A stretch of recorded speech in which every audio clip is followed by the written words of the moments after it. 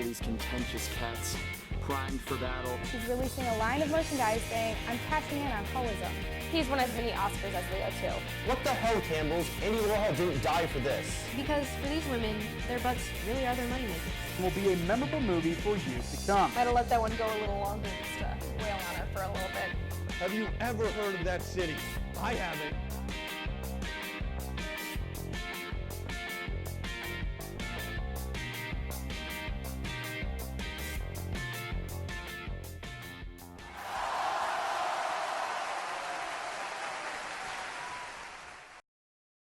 Evening, ladies, gentlemen, and everything in between. Welcome to the February 16, 2016 edition of Ames Tonight. I am your co-host, Andreas M. Haffar. The M stands for magnetic, so keep your computers away from me.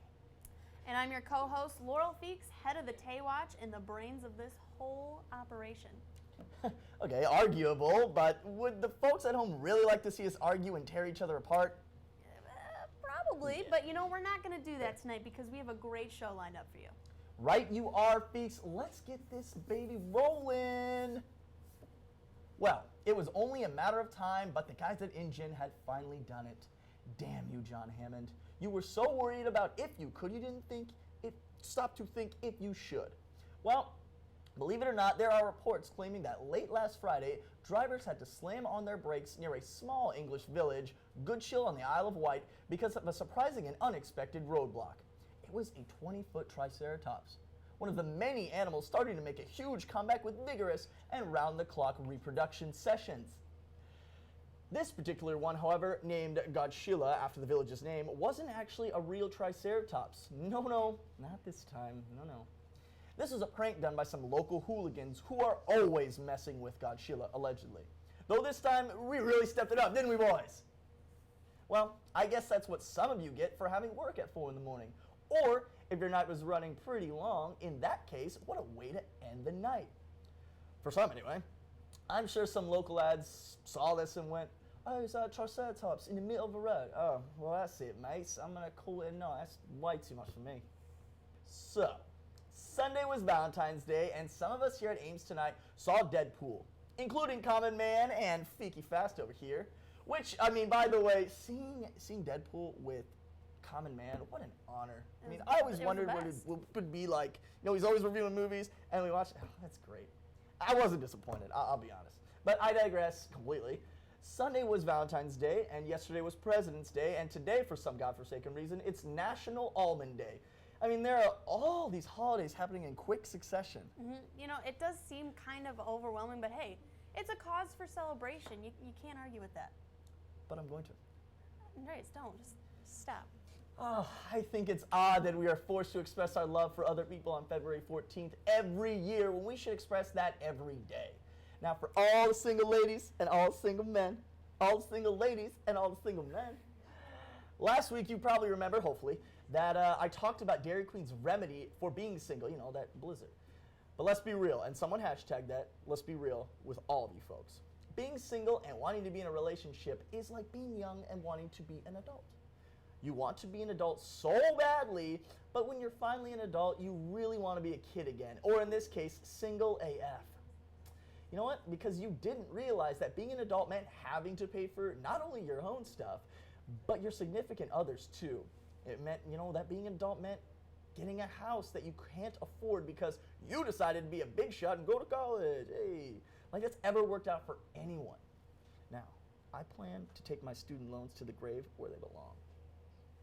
Now, adult life, again, like being in a relationship, means having 6 children, which is irreversible, by the way.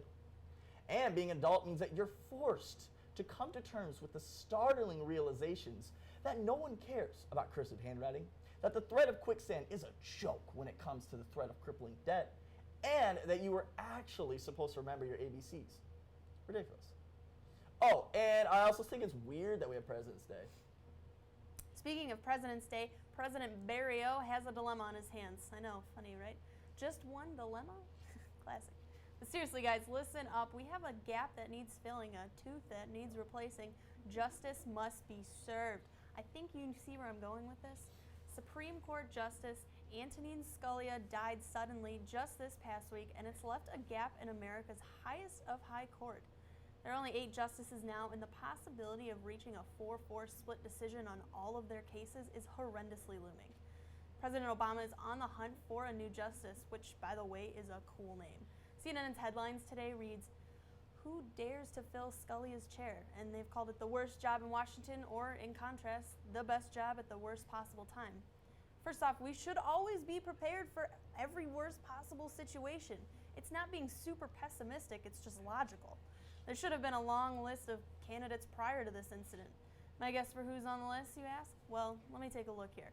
Judge Judy obviously is the odds-on favorite. She spent enough time in small claims court, and she deserves a break.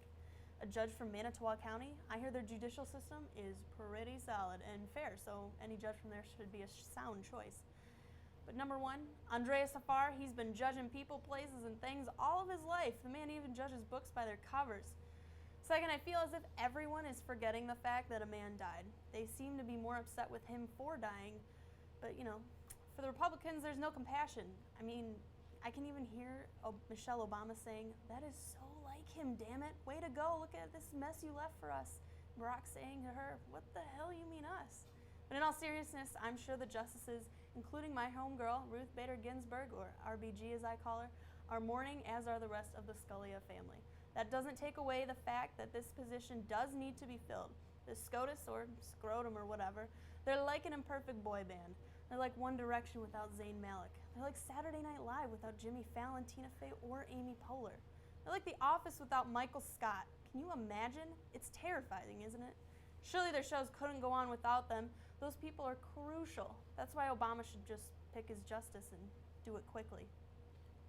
I always thought having the title justice was so cool, and I think they should extend it beyond that. I mean, it'd be cool to be like, "Hi, I'm a liberty, not a big deal," or, "Why, yes, I'm a freedom. I've been a freedom for 15 years.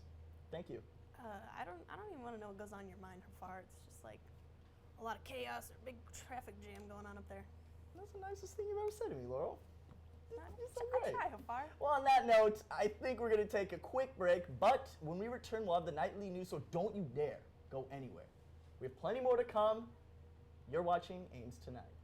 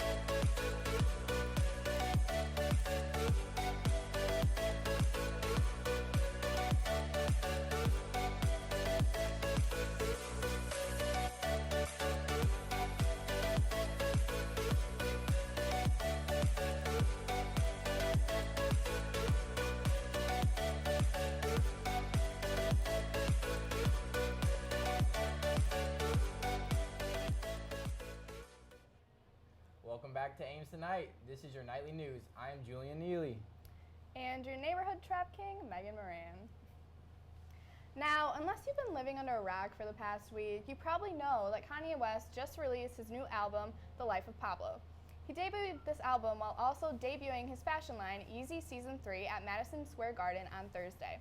One of the songs off the album, called Famous, has sparked some controversy, and some of the lyrics from Famous read, "I feel like me and Taylor might still have sex. Why? I made that B-word famous." After people took to social media expressing their anger about the lyrics, Kanye went on and tweeted, "I called Taylor and had an hour-long convo with her about the line, and she thought it was funny and gave me her blessing." He also tweeted about 5 other things about how he wasn't insulting her, but it's endearing to call someone those names in hip-hop. Do we really expect anything less from Kanye? But Taylor's acceptance speech at the Grammys last night, it really doesn't seem like she gave him her blessing. In her speech, she said, "I want to say to all the young women out there, there are going to be people along the way who will try to undercut your success or take credit for your accomplishments or your fame. But if you just focus on your work and you don't let those people sidetrack you, someday when you get to where you're going, you'll look around and you'll know that it was you and the people who love you that put you there." Will the Kanye-Taylor feud ever end? I just wonder how Kim feels about this situation. The water crisis continues to affect residents of Flint, Michigan. The contaminated water that residents are continuing to have to pay for dangerously affecting the residents. Several lawsuits are being filed against government officials, including the mayor, Rick Snyder. Why aren't we talking about this crisis, people? People are having to bathe, drink, and cook with this water that is filled with lead. So the government supplies the residents with filters, but the water contains high amounts of lead. It's not doing anything. I hope you all understand this is a big issue. Like, we all should be scared for people who have this water being pumped into their homes. Professional boxer Manny Pacquiao stated in a recent interview that people in same-sex relationships are worse than animals. The boxer is running in the Philippine Senate in the upcoming election in May, and he said, "Do you see animals mating with the same sex? Animals are better because they can distinguish male from female. If men mate with men and women mate with women, they are worse than animals." Pacquiao is already a member on the Philippines House of Representatives, and in one of his speeches, he quoted heavily from the Bible, trying to stop a proposed law from passing to give out free condoms to the poor. The law ended up passing. Pacquiao later did apologize, saying that he only disapproves of gay marriage because of the Bible, and that he isn't condemning the LGBT community, and but he is still praying for them. I mean, what a genuine apology. So pretty much what he's saying is, I'm sorry to everyone in the LGBT community. I mean, I only agree with what the Bible tells me, so sorry, I didn't really mean to call you worse than animals, so please vote for me, bye. For those consumers and Samsung fans, you might be receiving a new Samsung that resembles the recent released iPhone 6. If you are into technology, you observe that Samsung and Apple take bits and pieces from each other. For example, one of the Apple's A9 chips, Samsung created it. But now Samsung is going further and making their new Galaxy S7 pretty much identical to the iPhone 6, based on the leaked photos of the S7. Recognizing these resemblance, sooner or later, all Androids and Apple devices are going to be the same. So I have a question. Does it really matter if you have an Android or an Apple device anymore? Think about it. Over the weekend, Supreme Court Justice Antonin Scalia passed away in his sleep. He reportedly died in his sleep of a heart attack, and now there are many rumors and conspiracy theories about Scalia's death. It was announced that there would be no autopsy investigation on Scalia, and the justice was found with a pillow over his face. Odd, but I'm not sure what the significance of that piece of information is. Donald Trump was asked on the subject of Scalia's death, and he responded saying that it's pretty unusual that they found a pillow on his face, but Trump can't give us any answers. Yes, Scalia must have been murdered because it's so unheard of for a 79-year-old man to pass away from a heart attack in his sleep. Scalia's doctor even confirmed that the justice suffered from several chronic conditions. It looks like Apple might be getting a taste of its own medicine with lawsuit and owning money. Apple is ordered to pay $626 million to Vertex, a patent company. In 2012, a jury found Apple guilty of violating the same patent, and Apple appealed and won. But now the jury is ordering Apple to pay $626 million after finding that Apple's iMessage, FaceTime, and more imposes Vertex patents. Does karma suck? You can now ask Apple. Yes, Queens, Broad City is back on for season 3. Alana Glazer and Abby Jacobson, who created and star in the show, said that this is the silliest season yet, which is pretty hard to imagine. But for those of you who don't know what Broad City is, it's a comedy show that follows 2 women throughout their daily lives in New York City, making the smallest and mundane events hysterical and also disturbing to watch at the same time. Broad City premiered in 2014 and has been signed for 2 more seasons after season 3. Hillary Clinton is set to make a cameo in an episode of the new season along with other stars who already made cameos such as Amy Poehler, Fred Armisen, Seth Rogen, and Hannibal Buress. The duo have also sold their first movie script to be directed by Paul Feig. The new episode will air tomorrow night at 9 p.m. on Comedy Central, and I know I will for sure be watching. That was your nightly news. Stay tuned for more as Laurel and Annie discuss the Grammys. This is Ames Tonight. Let's go. I will not be news today. I will not make another push to be the first man in space with frosted tips and a puka shell necklace. And I will not go viral when my terror is caught on camera when I finally realize that in the vacuum of space, no one can hear you sing. I'm Lance Bass, and I will not be trending today because there is a much bigger story that needs to be heard.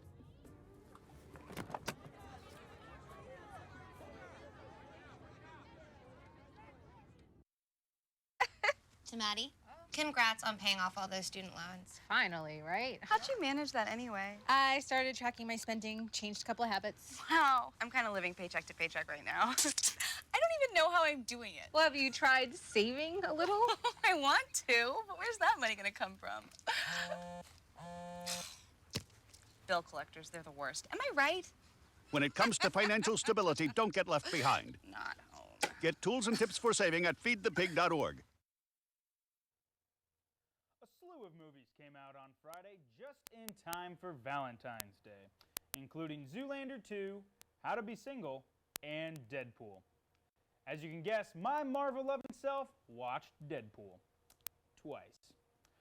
Ryan Reynolds is the star of this film, playing the part of Wade Wilson. Wilson is a mercenary, threatening/killing bad guys as he sees fit.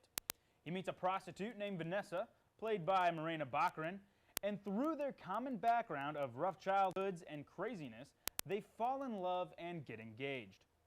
Things take a turn for the worst, however, when Wilson finds out he has terminal cancer. To protect his fiancée from taking care of a dying man, he leaves her, then submits himself to experimentation by a private underground organization. These experiments are led by a man called Ajax, or Francis, played by Ed Skrein. After receiving a mutant serum and spending a weekend in a near-suffocation chamber, Wilson gains special healing abilities at the cost of his good looks. The rest of the movie is a quest for revenge on Francis, as Wilson straps on the red suit and kills people by the dozens. The movie features other mutants, such as Colossus, voiced by Stefan Kapicic, and Negasonic Teenage Warhead, played by Brianna Hildebrand. Now, I saw Deadpool for the second time on Sunday night with some fellow ISUtv members, and I underestimated the amount of people that would be at the theater. In my head, I was stereotyping that women would drag their boyfriends to see How to Be Single. But then I realized what couples and singles really want is a romantic comedy with lots of justified violence. That's why 50 Shades of Grey was so popular last year. So, we sat in the front row of the theater on Sunday due to my ignorance of consumer preferences, and I watched the movie for the second time with an arched neck, and I realized why Deadpool is such a special movie. Since 2000, more than 45 films have been released based on Marvel or DC comic book characters. When looking at Marvel superhero movies, there have been 12 movies released in the Marvel Cinematic Universe, 5 Spider-Man movies, 7 X-Men movies, now 8 if you count Deadpool, and 13 other movies, including characters such as Daredevil, Ghost Rider, and Fantastic Four. This year alone, there will be at least 6 comic-based movies. That's a lot of spandex. The challenge that each new movie faces is distinguishing themselves from all previous films. Christopher Nolan made the Dark Knight trilogy a success because Bruce Wayne / Batman was in a setting that was symbolic of the real world at that time. Joss Whedon and Marvel Studios set up the formula for success by putting heroes from multiple franchises into a single blockbuster blowout and a sequel. And of course, Fox Studios made several X-Men movies because Hugh Jackman was willing to appear in all of them as Wolverine. Now, how does Deadpool fit in or stand out in this growing list of comic book movies? Deadpool stands out because of its in-movie exploitations of Fox Studios. From the opening credits to the final pull-out shot, Ryan Reynolds isn't afraid to point out his flaws or the flaws of the X-Men movies. Its R rating allows for the true unfiltered nature of Deadpool to be seen, making this film seem like a comedy sketch, horror movie, chick flick, and superhero movie combined into one amazing heart-shaped box of chocolates. So be sure to check out Deadpool and bring your ID, because the employees at the theater will check your age. This has been a Common Man's Movie Review. I'm Jared Calvert, and I'm just a common man in an uncommon land. Welcome back to Ladies Lounge. I'm Coca Chanel. And I'm Oscar De La Renta. Tonight we grace your presence in elegant fashion with yet a stunning, yet very basic recap of the Grammys last night. Wait, let me quickly rub the Chrissy Teigen belly for good luck and cough out the bronchitis I got from Rihanna. If I may interject, I just want to say something. Taylor had the best album of the year. You good? No, never okay when we're talking about Taylor Swift, but I'm good. All right, let us recap. Coming out of the woods with Selena Gomez in tow, sans Calvin Harris, and looking ready to dominate, the Grammys kicked off with Taylor Swift. Her Out of the Woods performance was a great way to open the night, as she was showing people that the Taylor Swift can't sing narrative is no longer a thing. And Carrie Underwood and Sam Hunt did their country thing and looked stunning while doing it. And that kind of came out wrong. The Weeknd earned it in the hills when he can't feel his face, and Possible ran off into the night. See what I did there? Good one. Andra Day and Ellie Goulding duetted in a medley of their songs that was honestly fantabulous and one of the best rookie-veteran combos of the night. The Lionel Richie tribute with John Legend, Demi Lovato, Meghan Trainor, Tyrese Gibson, and Luke Bryan. You heard me right. It was an odd group, but Lionel joined them on stage and all was well. Side note, Demi killed it. Taylor Swift lost Song of the Year to Ed Sheeran, but, kind of freaked the hell out about it. So, is it just me or does she seem sort of surprised? Kendrick showed his incomparable rap power and put on a stunning visual performance encompassing his genre-blending style. And Adele got crapped on by technical difficulties. That audio guy is so fired. I mean, why did technical difficulties have to happen to her of all people? Nevertheless, she powered through like the phenom she is. Meghan Trainor lost her cool while accepting Best New Artist and barely made it through her hysterics before the music started playing.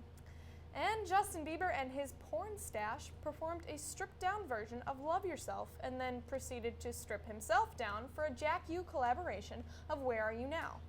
Another thing to note on this performance is a failed and unnecessary guitar smash and vocals that made us question if a bronchitis-filled Rihanna would have been a better choice. Also, Lady Gaga became Ziggy Stardust while giving an epic tribute to the late David Bowie. So, wham bam, thank you, ma'am.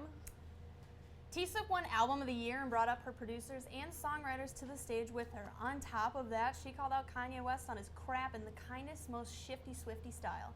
And an unnecessary Beyonce strangely showed up to present Song of the Year to Bruno Mars for Uptown Funk. And finally, Pitbull closed the show for some unknown reason with a weird taxi cameo with Sofia Vergara, who can actually shake her Colombian assets. And that's a wrap on our Grammy recap. Thank you for joining us tonight. Stay tuned after the break with more from the Iowa State dance team.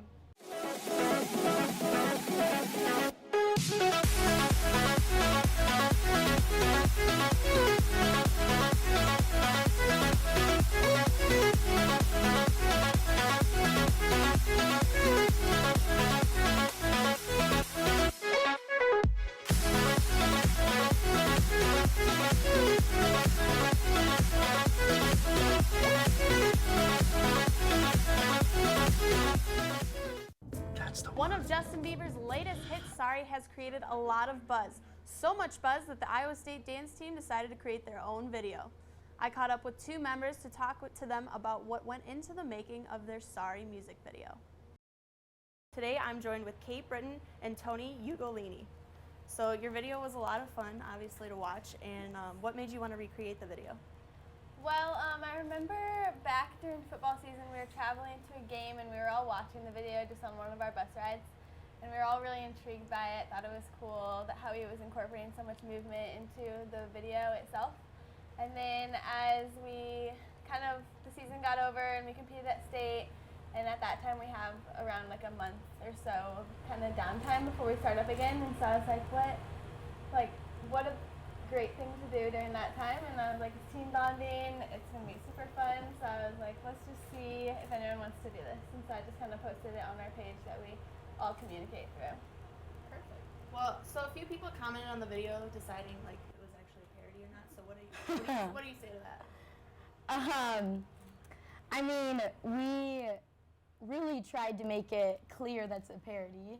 We have everything lined up pretty much, hopefully exactly, costumes, hair, signs even, the shots. So yeah, I guess it was serious in a way that, like, we wanted it to directly look like that video, but it is also a parody because it's not actually them. So It's supposed to be fun, so I guess there's always going to be those people that criticize anything you're doing, so we just kind of took it as that, but we had fun with it, so. Yeah, it's obviously just for fun, and we just wanted it for fun. So you guys did a really good job of matching shot by shot, and even with the clothes, so how hard was it to match the clothes? As far as the clothes go, I think we just, when we put that idea out there, we all kind of like called what character we were going to portray in the video, and so from there we were just responsible for getting our own outfits. So a lot of us had things we could just put together. I personally went to Goodwill and just kind of found what I could find and then mashed it with other things I already had, and then we just kind of all fell together at that point. But as far as the shots matching, I mean, Toni was in charge of that. Yeah, what we did was we had like a couple computers out and then phones, and we watched the exact video. So then we would see like where it was all positioned in the original video, and then I would have the camera and set it up exactly, or almost exactly, and we would just keep on videoing, like recording it until we got like the shot that we thought was the best, and then we'd move on and then click on the next, like section of the dance, and then videotape that. So we did it shot by shot from the very beginning to the end. We didn't really like mismatch anything because we didn't want to miss anything. So it was pretty easy because it was all laid out for us. Yeah. Okay, so how long did that take? A long time to film? How long did it take? Well, we had some trouble at the beginning because I don't have my own camera, and I asked my friend if I can use hers, and she let me, but I got it and there was only 20% left on the camera, and I was like, oh my gosh, this isn't gonna work, guys. Like, I'm not gonna be able to do this today. So then we like shot as much as we could on that camera, and then it died within like an hour. So then Kate asked Cole, which is her fiance, to bring his camera, and he has a really nice camera, so he brought his, and we ended up using his the rest of the time. So that kind of like put us back a couple, half an hour or so. So overall, yeah, it was like 5.5, 6 hours to do all of it. Which it was pretty fast when you think about it, as far as like learning it, doing it, and then like perfecting it on the camera. So pretty much overall 5 or 6 hours, just one day. So. What did your coach think of the whole video? Did she watch it? She did. She watched it. She just thought it looked like fun. I mean, she's not surprised because of all our personalities. It's very much something we would come up with and want to do. So she liked it. Just thought it was, again, good team bonding, and as long as we were portraying ourselves like the Iowa State dance team that we represent. So. And that's another reason that we wanted people to know that it's a parody, because we usually don't move like that. Like in the Sorry video, they're like twerking and stuff, and we don't do that. Like at basketball games and football games, we're not on the sidelines. And with our name on the video, like Iowa State dance team, we wanted. So we were like, we want to make sure everybody knows it's a parody, and we don't usually dance like that. So I can't dance at all, but so like, what was the hardest piece of choreography to learn, because it looked all difficult to me? I don't know if there was like a specific part. Maybe the stuff that was like a whole group. It's like the little parts with 3 of us, us 3 could go off to the side, learn it, do it. But the whole group parts, maybe just getting everyone to look similar with that short amount of time. But overall, I mean, the choreography was funky anyways. So whether you got it or you didn't, you just kind of looked natural. And so. we just had fun with it. Like, obviously you can tell there's people that are laughing in the video. Yeah. If you like look at one person the whole time, you can see them. They'll like start laughing and be like, oh my gosh, what am I doing with my body? But yeah. So I know that a lot of Iowa State fans really enjoyed the video. Would you guys ever want to recreate another video? I For would. sure, yeah. We would.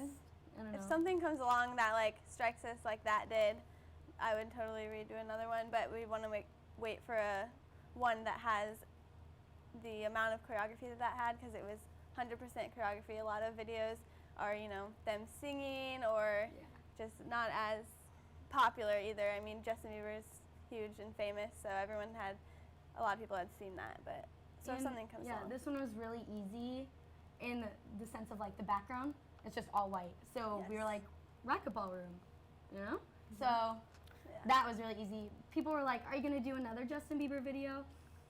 Because like all of the Purpose videos are choreography, like they're all dance, but it's the backgrounds and all this stuff, we don't have that source. No, yeah. So it's like, probably not another Justin one, unless he comes out with one that's has an easy background to do, you know? Of course.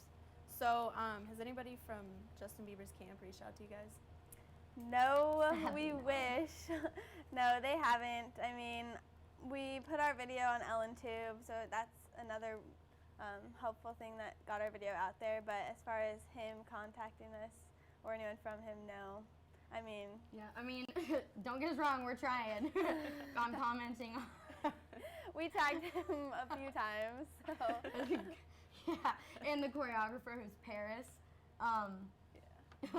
We try to reach out to her too, but maybe I'll go the route and like. There's trying quite to find a few some emails. of these videos we did.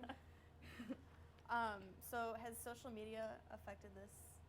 Like, has it made it grow even larger than you would have even imagined? Or Yeah, we can pretty much, that's why it got to be like that. I mean, with 14 of us posting it out there, you know, our friends reposting that, and you know how things go on the internet, like they just kind of go viral, I mean, within seconds. So I guess that's pretty much how that happened. Yeah, like just Facebook sharing. I kept on looking within like the first like 2 days or so that we posted it, and it just kept on going up, and it was like 200 and I don't know, over 200 people are sharing this or talking about this, and then it just kept going up, and I was like, oh my gosh. And then it ended up like one of the basketball players tweeted the link and was like, go check this out, it's really cool, from the dance team. And we were like, oh my God, that's so cool. Like, that's kind of awesome. how Thanks for actually like noticing. And so yeah, it's totally, social media is, it's probably the reason it has so much right now. Well, that's awesome. Well, thank you guys for being here today, and you guys can view the Iowa State video on YouTube, and the title is Sorry, Justin Bieber in parentheses, Iowa State Dance Team. Tune in next week for more laughs and entertainment. For Ames Tonight, I'm Laurel Feakes.